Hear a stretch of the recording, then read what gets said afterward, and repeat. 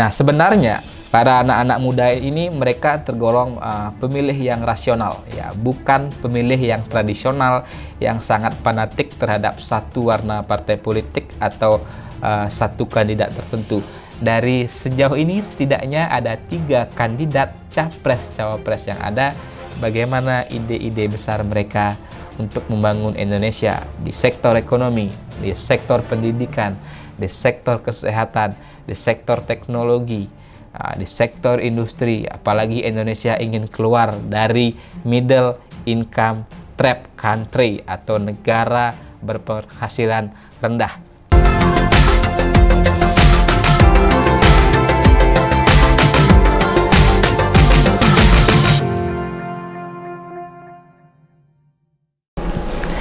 Halo, kembali lagi di channel YouTube Mr. Puisi Live. Dan hari ini tentu kita akan kembali membahas persoalan isu-isu terkini tentang politik jelang pemilu 2024. Sebelum kita ke topik kita hari ini, saya ingatkan kembali jangan lupa untuk subscribe channel YouTube Mr. Puisi Live di bawah naungan MGP Media, dan jangan lupa juga like dan komennya. Berbicara pemilu 2024, tentu kita tidak lepas dari berbicara tentang tingkat partisipasi pemilih, dan juga tidak lepas dari bayang-bayang kekhawatiran jumlah golput yang tinggi atau juga pemilih yang belum bisa menentukan pilihannya atau dikenal dengan istilah swing voters atau masa mengambang. Nah, berbicara swing voters ini di Indonesia, dari pemilu ke pemilu jumlahnya cukup tinggi sebelum hari H pencoblosan, yang mampu dengan sudah firm, dengan sudah yakin menentukan pilihannya ke kandidat capres-cawapres ataupun ke partai politik tertentu. Berdasarkan sejumlah lembaga survei terakhir, tren swing voters saat ini angkanya bervariasi. Lembaga survei mengatakan dari kisaran 40 sampai 60% lebih atau 66% kalau survei poll tracking yang terakhir. Dan kalau berkaca kepada pemilu 2019 lalu, saat itu dikatakan ada sekitar 40% swing voters yang artinya yang belum menentukan pilihannya dengan pasti sebelum hari pencoblosan.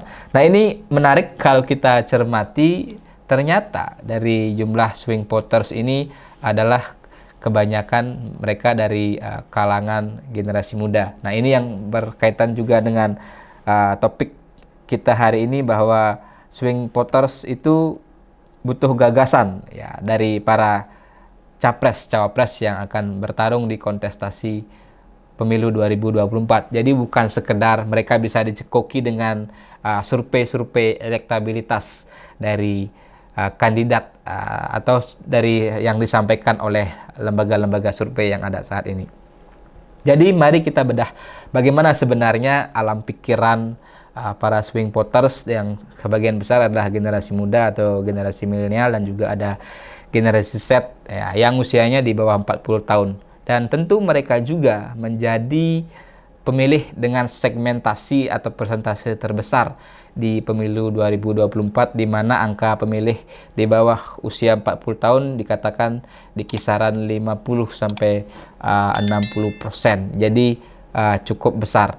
Dan tentu mereka juga seperti seolah-olah saat ini menjadi rebutan gitu. Suara pemilih muda ini, suara milenial, dan juga ya tadi yang para swing voters ini menjadi rebutan baik kandidat capres-cawapres maupun juga partai politik yang bertarung di pemilu 2024.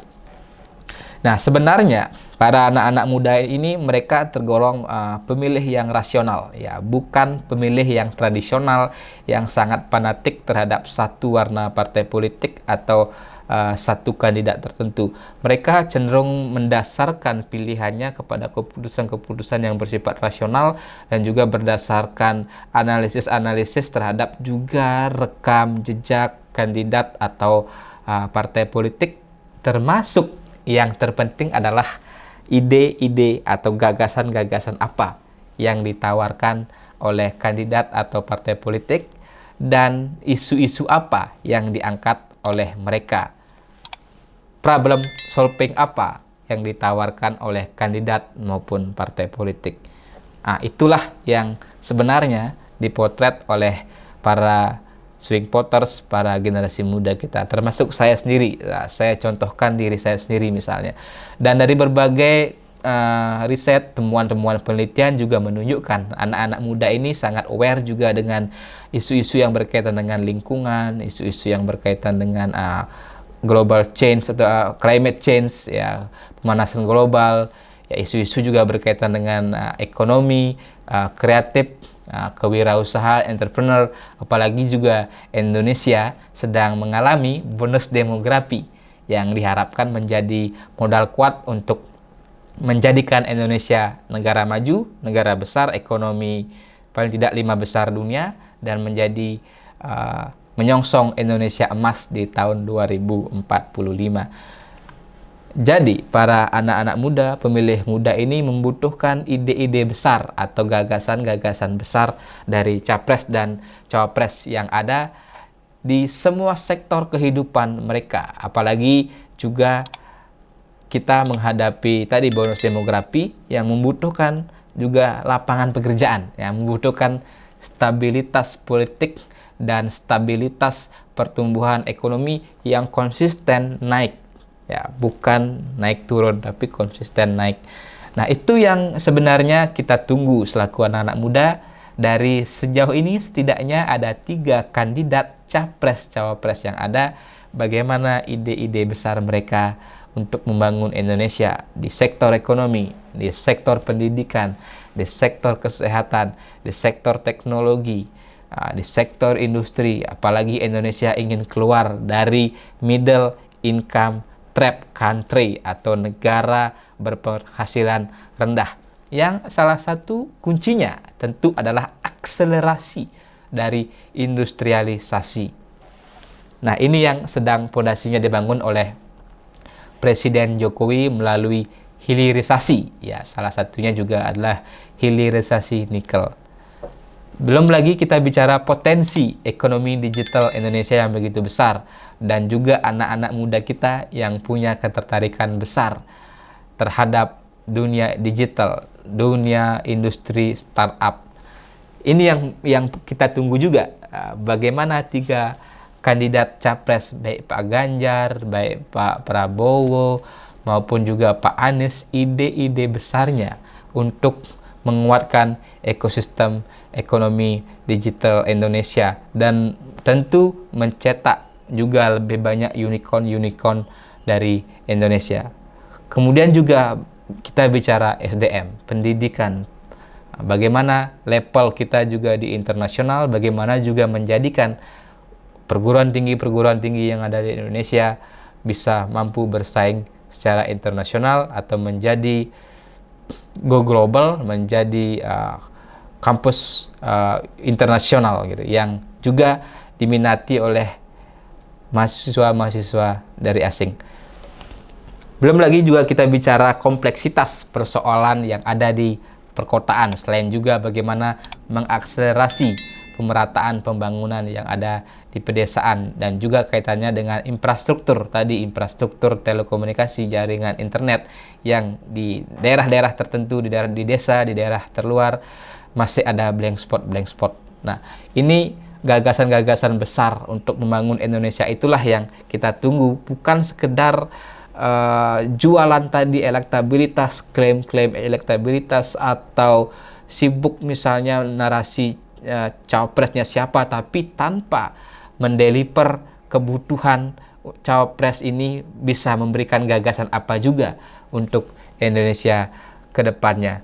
Jadi kita tunggu sesegera mungkin narasi-narasi besar, ide-ide besar, dan juga harus terimplementasi dalam karya-karya besar untuk melanjutkan pondasi-pondasi kesuksesan pembangunan yang sudah disampaikan oleh dan sudah dikerjakan dengan baik oleh Presiden Jokowi selama hampir 10 tahun periode kepemimpinan beliau. Dan tentu ajakan kami dari channel YouTube Mr. Pushi Live di bawah naungan MGP Media kepada anak-anak muda. Wahai sahabatku, anak-anak muda, tentu pemilu 2024 ini adalah tonggak penting kita untuk menuju ke Indonesia Emas 2045, karena ini suksesi kepemimpinan yang perlu mendapat atensi kita, dan kita harus mampu dengan cerdas memilih pemimpin yang terbaik, dan mampu juga kita mengaktualisasikan diri kita, mengekspresikan ide gagasan kita, harapan-harapan kita dengan narasi-narasi yang positif yang perlu kita sampaikan kepada para kandidat. Kita titipkan aspirasi dan harapan kita kepada kandidat capres dan cawapres. Nah, semoga ini menjadi catatan penting, dan tentu juga penyelenggara pemilu KPU punya kewajiban, punya beban juga untuk memastikan tingkat partisipasi pemilih dan yang tinggi, untuk menekan angka golput, dan untuk mengawal pemilu yang damai, pemilu yang berintegritas, pemilu yang bebas dari kecurangan-kecurangan yang berpotensi ada di pemilu 2024. Ya, sekian sedikit berbagi kami.